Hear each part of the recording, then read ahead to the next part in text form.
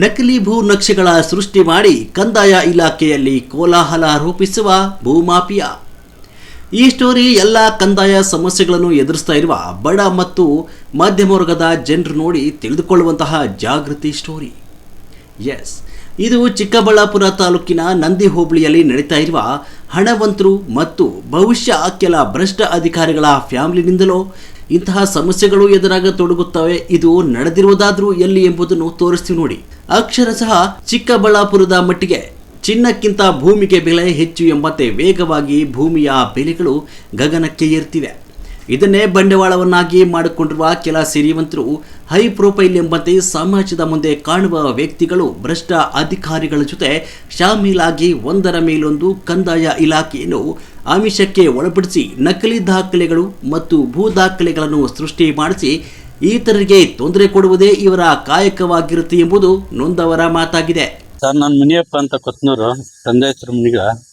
ನಾವು ನಾರಾಯಣಗೌಡ್ರ ಹತ್ರ ಜಮೀನು ಪರ್ಚೇಸ್ ಮಾಡಿದ್ವಿ ಸರ್. ನಾರಾಯಣಗೌಡ್ರ ಮಗ ಶ್ರೀನಿವಾಸ ಗೌಡ ಅಂತ ಭಾಗ್ಯಮ್ಮನ ಹತ್ರ 2008ರಲ್ಲಿ ಪೋಡಿ ಮಾಡಿ ಪರ್ಚೇಸ್ ಮಾಡಿ ಸೇಲ್ ಅಗ್ರಿಮೆಂಟ್ ಆಗಿತ್ತು. ಅಗ್ರಿಮೆಂಟ್ ಹೋಗಿ ಅವ್ರು ಬರಲಿಲ್ಲ, ದುಡ್ಡು ತಗೊಂಡು ಕೋರ್ಟ್ ತೆಗೆದ, ಕೋರ್ಟ್ನಿಂದ ಡಿಗ್ರಿ ಆಗಿ ರಿಜಿಸ್ಟರ್ ಆಯಿತು. ಆವಾಗ ಕೋರ್ಟ್ನಿಂದ ರಿಜಿಸ್ಟರ್ ಆದಾಗ ನಾವು ಪೋಡಿ ಮಾಡಿದ್ವಿ, ಪೋಡಿ ಮಾಡಿಬಿಟ್ಟು ಟೋಟಲ್ ಎಸ್ಟೆಂಟ್ ಬಂದು ನಾರಾಯಣಗೌಡ್ರಿಗೆ ಎಲ್ಲರಮ್ಮಲ್ಲಿ 8 ಎಕರೆ 2 ಕ್ವಿಂಟೆ ಆಗಿದೆ. 4 ಎಕರೆ 1 ಕ್ವಿಂಟೆ ಮಗಾಗಿ ವಿಭಾಗ ಕೊಟ್ಟಿದ್ದ. ವಿಭಾಗದಿಂದ ಅವ್ರ ಸೊಸೆ ನಾರಾಯಣಗೌಡರು ಶ್ರೀನಿವಾಸ ಗೌಡ ತೀರೋತನ ಭಾಗ್ಯಮ್ಮನಿಗೆ ಬಂತು. ಭಾಗ್ಯಮ್ಮ ಕಡೆಯಿಂದ ನಾವು ಪರ್ಚೇಸ್ ಮಾಡಿದ್ವಿ. ಭಾಗ್ಯಮ್ಮ, ರೂಪಶ್ರೀ, ಎಮ್ಮಿ ಗಂಗಾಧರ ಅವ್ರ ಕಡೆಯಿಂದ ಪರ್ಚೇಸ್ ಮಾಡಿದ್ವಿ. ಭಾಗ್ಯಮ್ಮ ಅವರು 2ನೇ ಗಂಡ ಸರ್.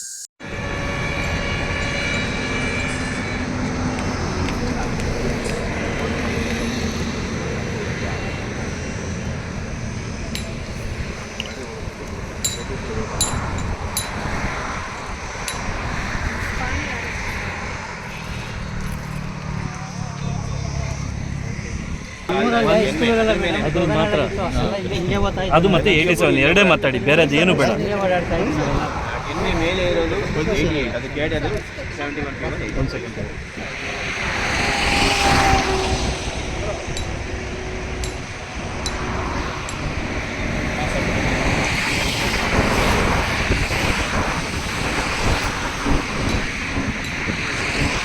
ಬೇರೆ ಇಲ್ಲಿ.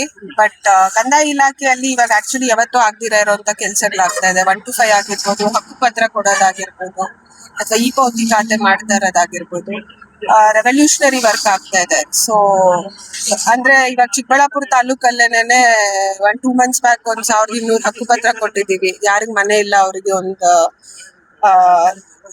ಹೆಲ್ಪ್ ಮಾಡಿ ಕೊಟ್ಟಿದೀವಿ. ಸೊ ಐ ಥಿಂಕ್ ಎಲ್ಲ ಬಡವ್ರಿಗಾಗ್ಲಿ ಯಾರಿಗೇ ಆಗ್ಲಿ ಕಾನೂನಲ್ಲಿ ಏನ್ ಅವಕಾಶಗಳಿದೆ, ಏನೇನು ಸ್ಕೀಮ್ಸ್ ಇದೆ, ಅದೆಲ್ಲ ಬಡವ್ರಿಗೆ ತಲುಪ್ತಾ ಇದೆ ಅಂತ ಅನ್ಸುತ್ತೆ. ಇವತ್ತು ಇಲ್ಲಿಗೆ ಬಂದಿರತಕ್ಕಂತ ಭೇಟಿ ಉದ್ದೇಶ ಯಾಕೆ? ಇದು ಕೋರ್ಟ್ ಡೈರೆಕ್ಷನ್ಸ್ ಬಂದಿದೆ, ಒಂದು ರಿಪೋರ್ಟ್ ಬಂದಿದೆ. ಇಲ್ಲಿ 87 ಅನ್ನೋದು ಒಂದು ಡಿಸ್ಪ್ಯೂಟ್ ಇರೋದ್ರಿಂದ 71/P1 ಸರ್ವೆ ನಂಬರ್ ಕೊತ್ನೂರ್ದು. ಸೊ ಅಲ್ಲಿ ಏನ್ ವಾಸ್ತವಾಂಶಗಳು ಜಾಸ್ತಿ ಜಾಗ ಯಾರ್ದು ಡಿಸ್ಪ್ಯೂಟ್ ಇದೆ ಅದು ಕೋರ್ಟ್ ಇಂದ ಡೈರೆಕ್ಷನ್ಸ್ ಬಂದಿದೆ ಅಷ್ಟೇ. ತಹಶೀಲ್ದಾರ್ ರಿಪೋರ್ಟ್ ಕೊಡ್ಬೇಕು ಅಂತ. ಕೆಲವೊಂದು ದಾಖಲೆಗಳು ಪರಿಶೀಲನೆ ಮಾಡಿದ ಪ್ರಕಾರವಾಗಿ ಇವ್ರ ಮೇಲೆ ಅವ್ರನ್ನ ಕೂರಿಸೋದು, ಅವ್ರ ಮೇಲೆ ಇವ್ರನ್ನ ಕೂರಿಸೋದು, ಕೆಲವೊಂದು ಕಂದಾಯ ಅಧಿಕಾರಿಗಳ ಕಣ್ತಪ್ಪಿ ಮಾಡಿದಾರೆ ಅನ್ನೋದು ಒಂದು ವಾಸ್ತವಾಂಶ ಬೆಳಕಿಗೆ. ಏನ್ ಹೇಳ್ತಾರೆ?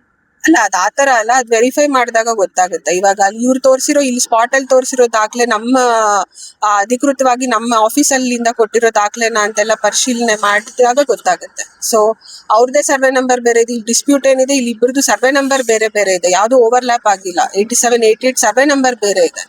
ಬಟ್ ಒಂಚೂರು ಎಕ್ಸ್ಟೆಂಟ್ ಯಾವ್ದೋ ಒಂದು ಓವರ್ಲ್ಯಾಪ್ ಆಗ್ತಿರ್ಬೋದು ಅಷ್ಟೇ. ಅದು ಓವರ್ಲ್ಯಾಪ್ ಆಗಿ ದುರಸ್ತಿ ಸ್ಕೆಚ್ ಎಲ್ಲಿವರೆಗೂ ಮಾಡಿದ್ದಾರೆ ಅಂತ ನೋಡಿದಾಗ